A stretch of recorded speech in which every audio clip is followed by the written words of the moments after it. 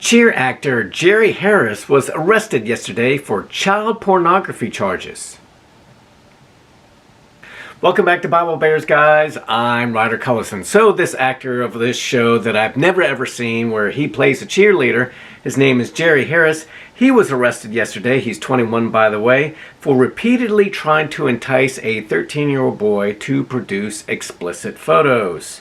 So Jerry is just the tip of the iceberg of a much larger problem looming below the surface, and that is sex trafficking, child exploitation, and the rise of pedophilia, which I've spoken about probably ad nauseum for the past few weeks with the advent of Netflix's Cuties special where they sexualize 11-year-old girls.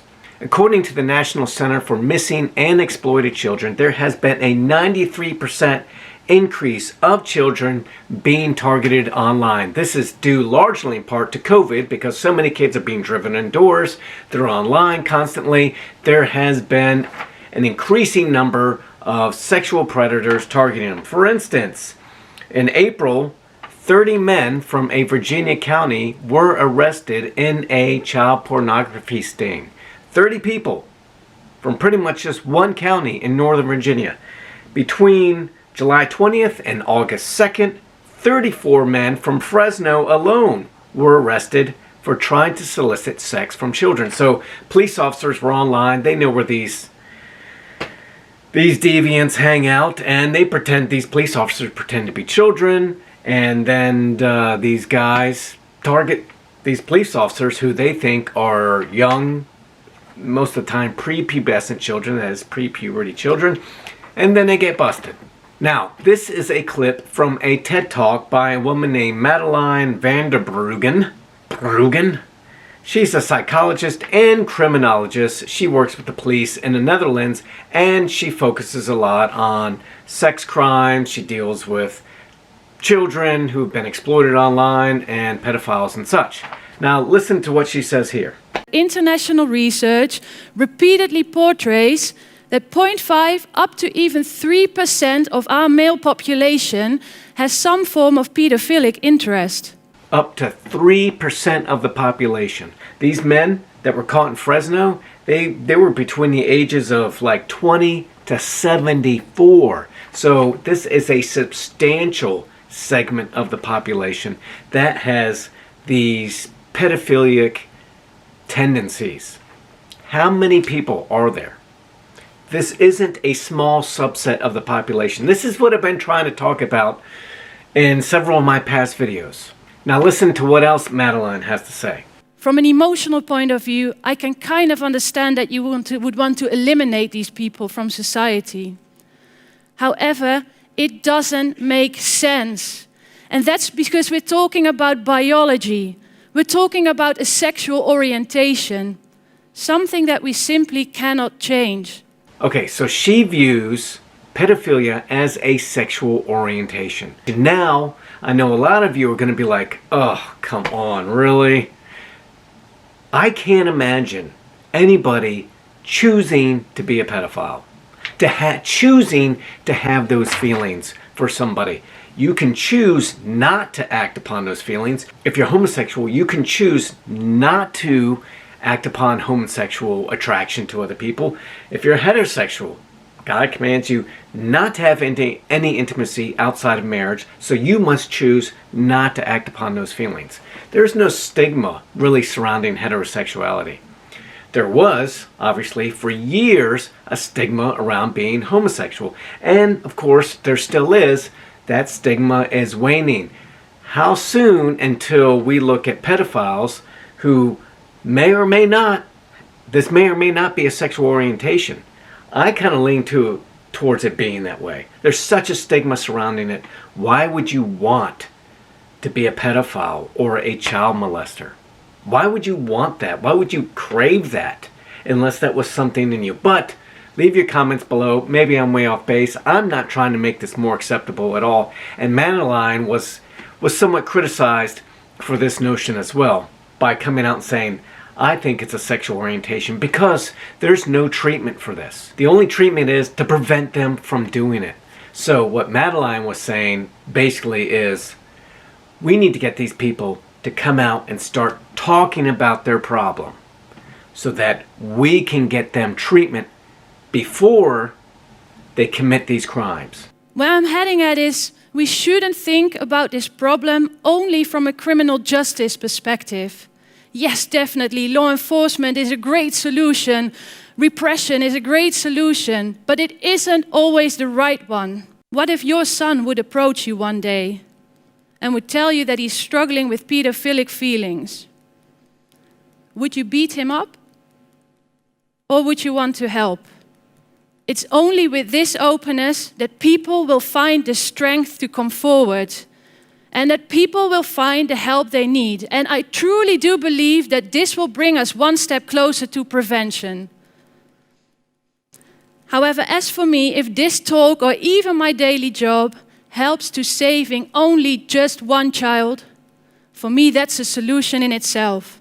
So we have a huge number of people in the population, even at 1%, in the male population. And of course, there are females, but these statistics and these studies have focused mainly on males. Typically, your child is attacked by a family member or someone who knows them in the neighborhood. It could be somebody at church. It could be somebody you meet with commonly at the park or in a child daycare center. You have to be careful. You have to be on the lookout. Also, you must talk to your children about the safety of going online. Many of them have phones in their pocket. They have GPS turned on. Hackers could potentially track their whereabouts, but you have, especially kids who play video games, they go online, they get into these rooms, maybe it's Fortnite, Call of Duty, something. They're playing games with 20, 30 other people. Many of those are probably sexual predators. Think about it. 1%. You may not think that's very much, but that's one man out of 100 that has a desire for your prepubescent child. Sex trafficking. I'm going to read you some statistics. Sex trafficking, if you don't know, is basically the transporting of someone into a situation of exploitation. This may not be only sexual. It could be a forced marriage. It could be organ removal. Yes, you could be trafficked for your organs. Your child could be trafficked for their organs. Keep an eye on your children. There's 20 to 40 million people living today in modern slavery. $150 billion a year is made off of trafficking for the traffickers. 71% of those who are enslaved are women or girls. In 2018, 51% of human trafficking cases in the U.S. involved children. The average age of entering the sex trade is between 12 to 14, and many of them are runaway girls fleeing from some sort of abuse at home or sexual abuse. This is why I have, in the past in my other videos, stressed the importance of a good family foundation. Mother and father. Not just mom, father too. That's why we need to keep this nuclear family together. That's why I'm looking at you, BLM. Listen, I'm going on the record right now. I'm against pedophilia. I'm against it. The way that the culture is going right now, this is going to be normalized. It's going to be normalized. 10, 15 years from now, you're going to be calling me a pedophobe.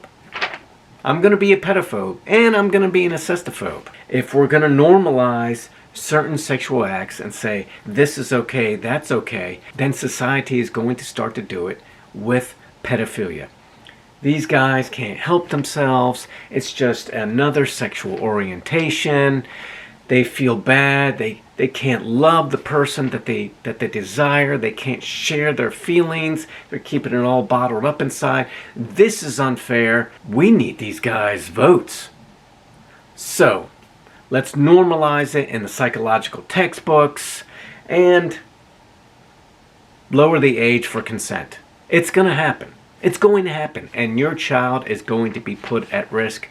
Stand your ground and draw a line in the sand and say, look, I've let some things through, but enough's enough. my child is not going to be put at risk.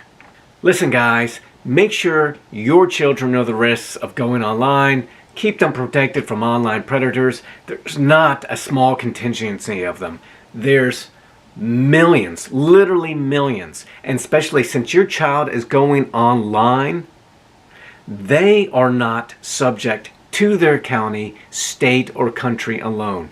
This could be a person in Africa or Ireland or Philippines. You don't know where this person can be, and if your child is sharing a picture, sexually explicit picture of themselves, that is a crime, and that could go to somebody in China, Russia, South America, wherever, and your child will be a victim.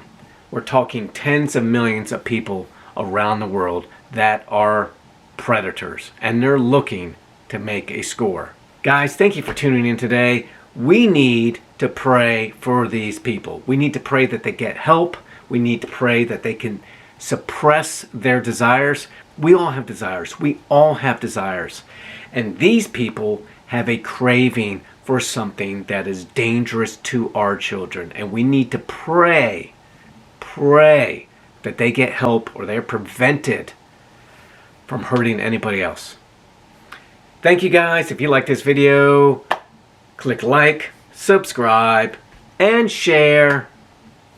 I enjoy hearing from you, so leave your comments below. I'm sure I said a few things here that just totally take some of you off, but oh well, that's why we have these debates. I love you. Have a blessed week.